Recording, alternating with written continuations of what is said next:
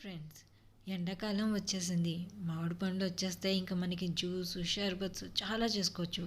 But పూరీల్లోకి కూడా మనం మామిడి పండు జ్యూస్ లాగా చేసుకొని తినొచ్చు అని ఎప్పుడైనా ట్రై చేశారా? నేను చెప్తాను. సో నేను ఫస్ట్ బంగినపల్లి తీసుకున్నాను. అవి చిన్న చిన్న ముక్కలుగా కట్ చేసేసి మిక్సీ జార్లో ముక్కలు వేసేసాను.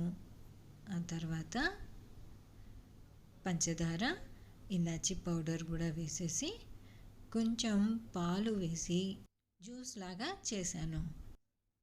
రసాలు కూడా వస్తాయి. సో రసాలతో కూడా మనం ఇట్లానే చేస్తాము.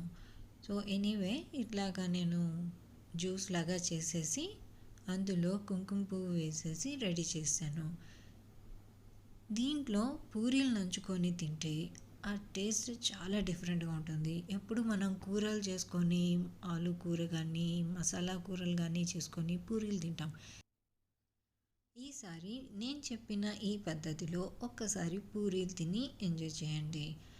మళ్ళీ మళ్ళీ తినాలనిపిస్తుంది.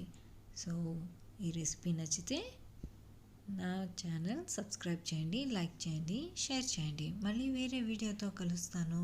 అప్పటి వరకు బాయ్.